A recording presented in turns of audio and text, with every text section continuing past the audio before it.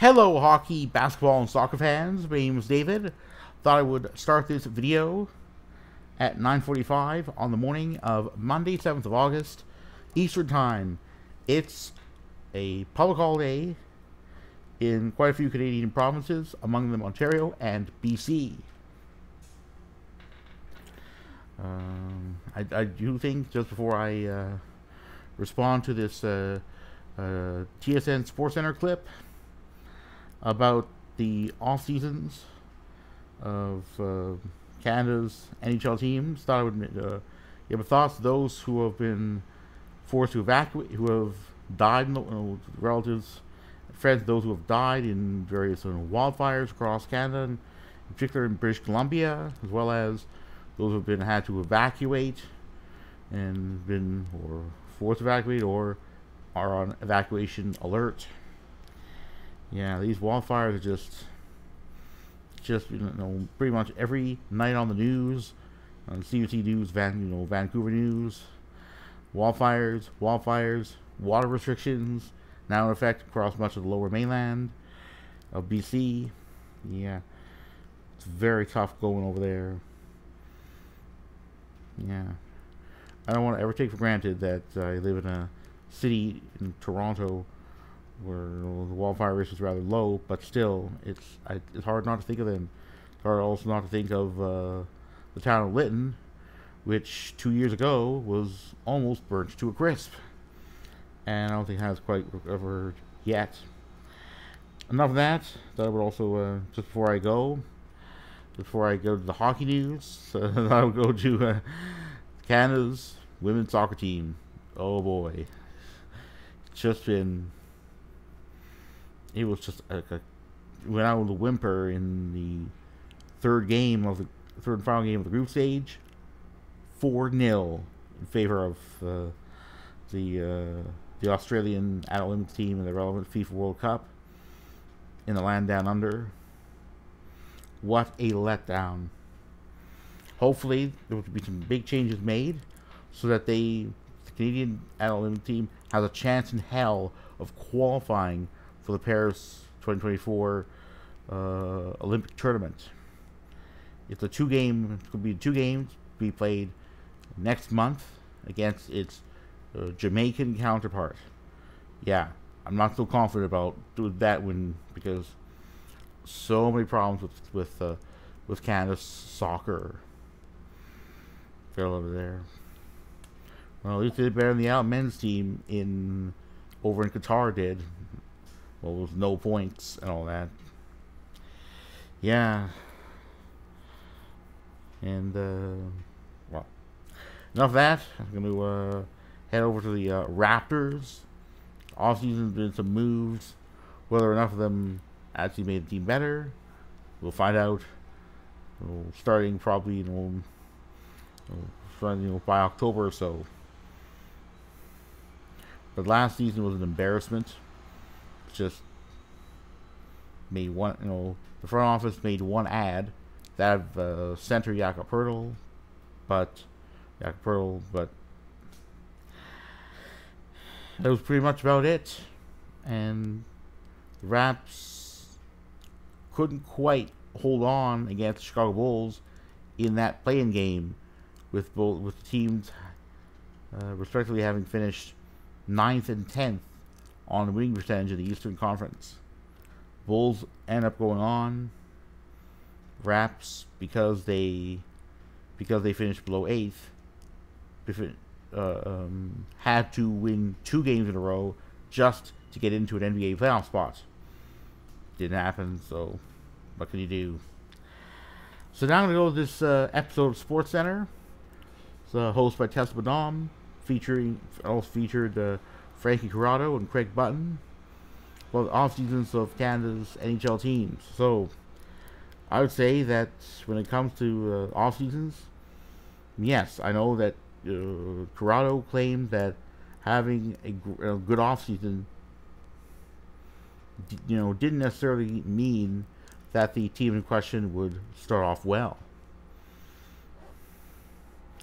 So yeah. So let's start with the Leafs and Sens. I would say probably tied on tied on for best offseason. Sens made some moves. Alex Brinkett going to the Wings. John McCulley coming the other way.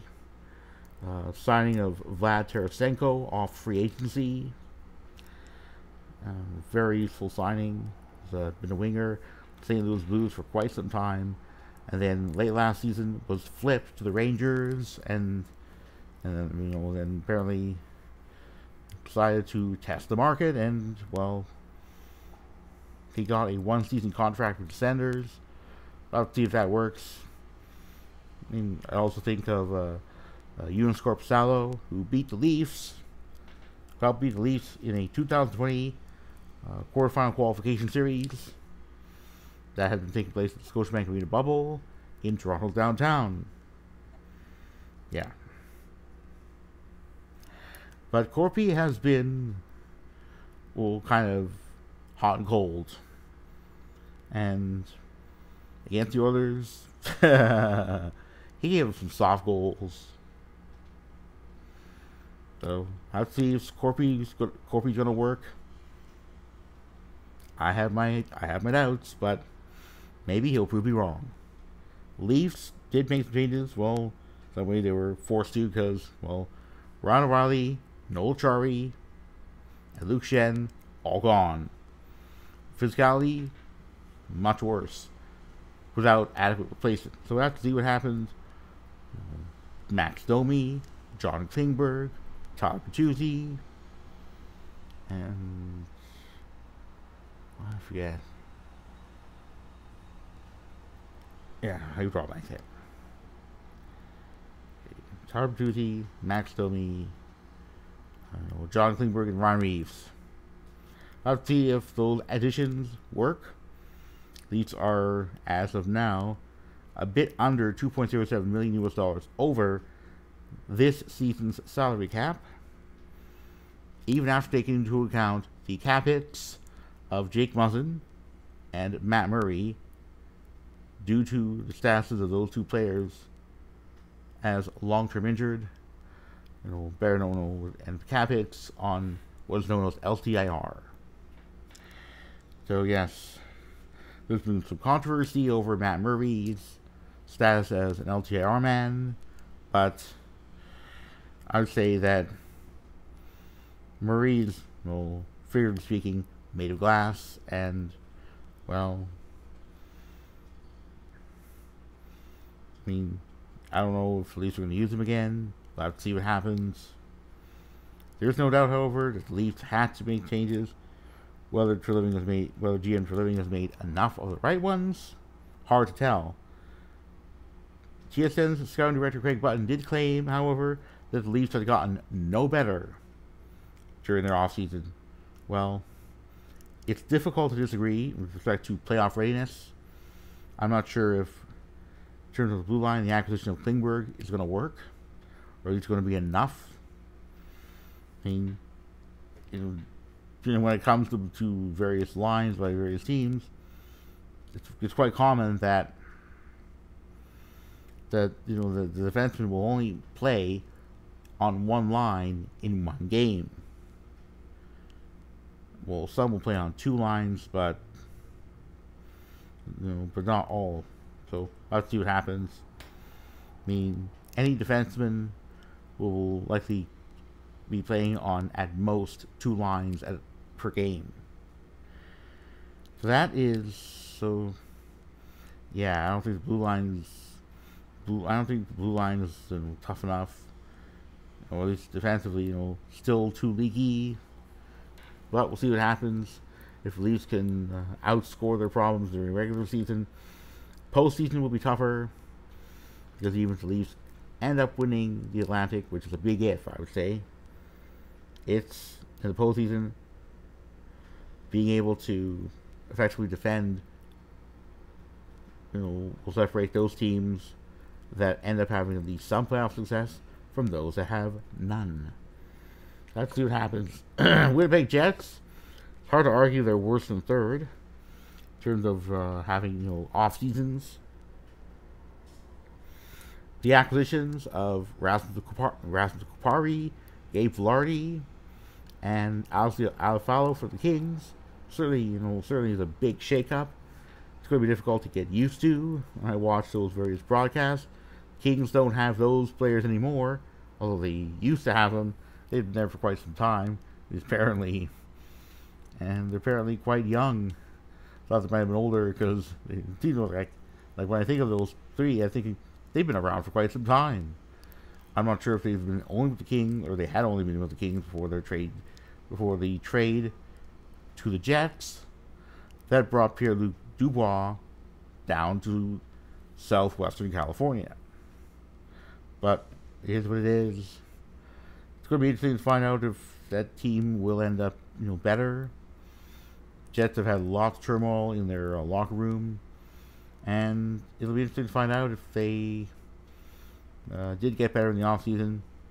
Yes, we'll have to wait and find out during preseason play and then the regular season.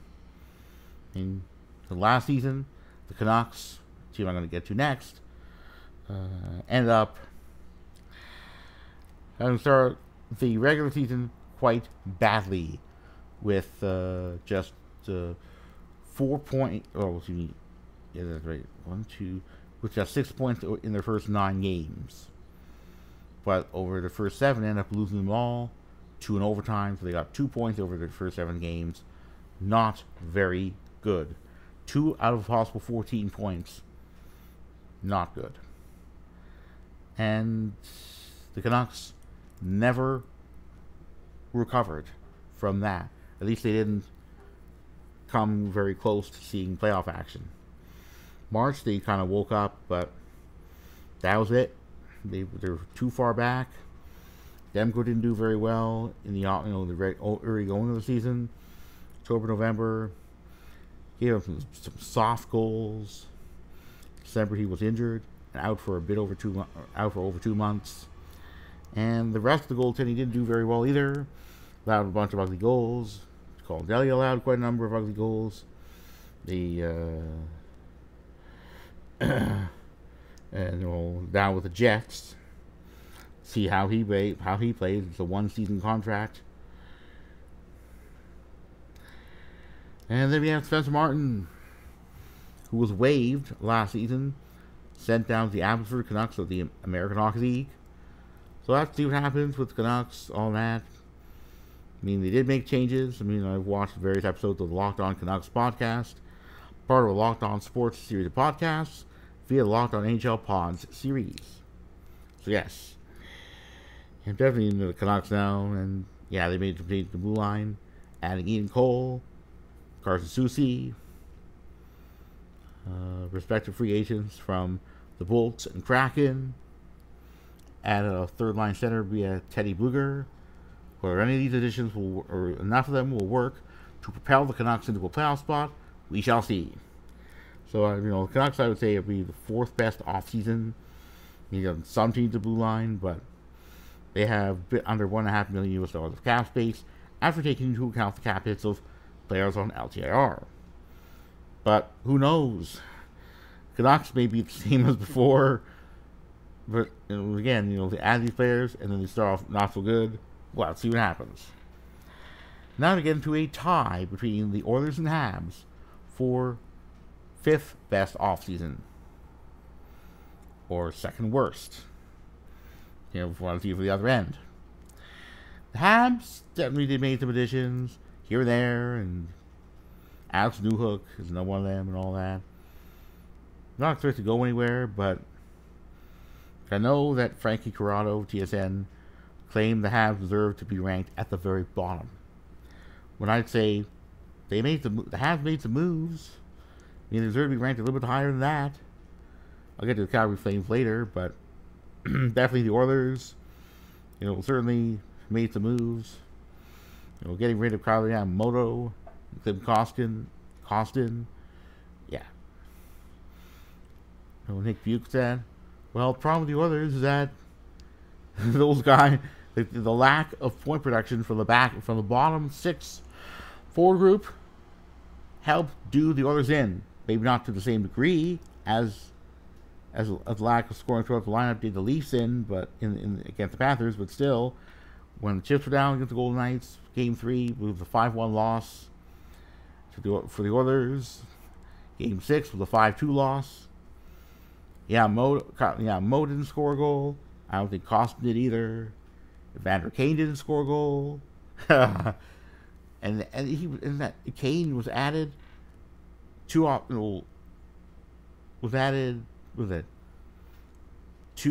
seasons ago.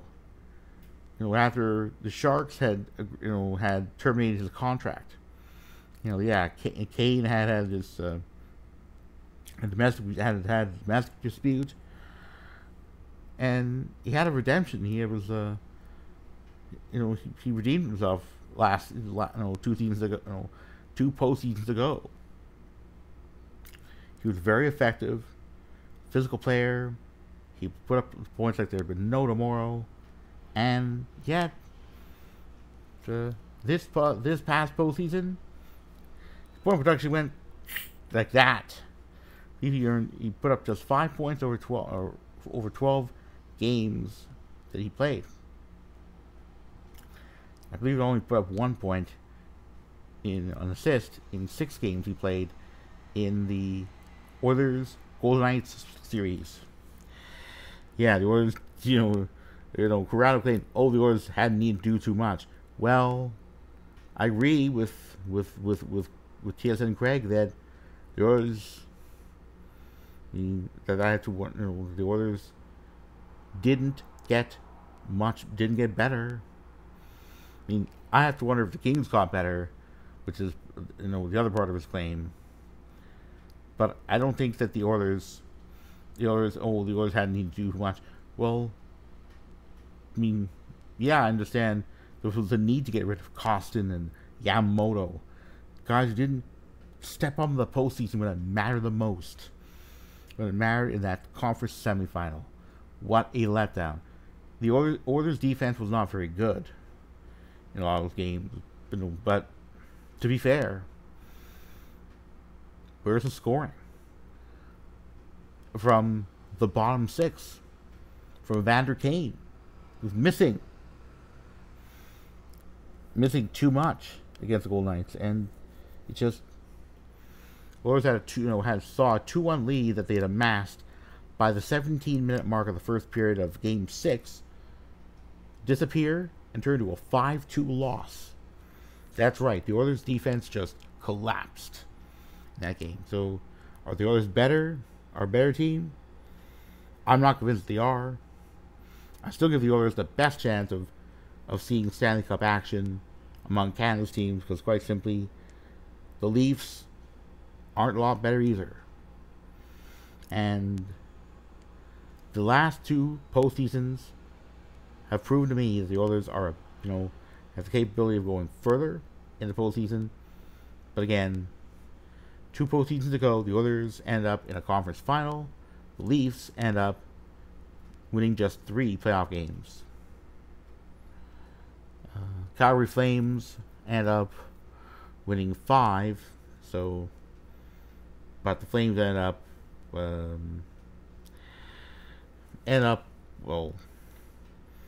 not even seeing playoff action this past season. And I'd say the Flames arguably so far this offseason have had the worst offseason among Canada's teams. Why is that?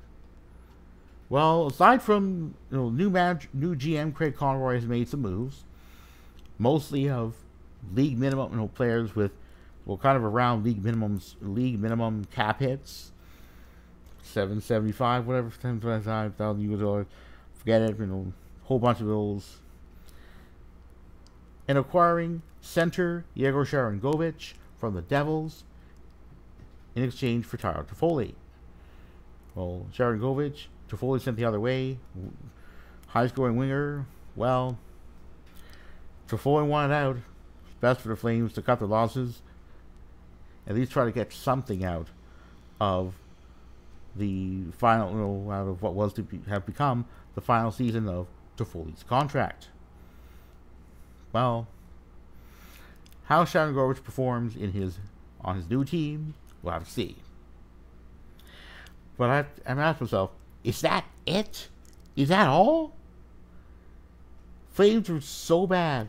Like, isn't this the time to make bold moves? It's a complete mystery as to why they haven't. Now look at those Flames. I've listened to quite a few episodes of Locked On Flames podcast.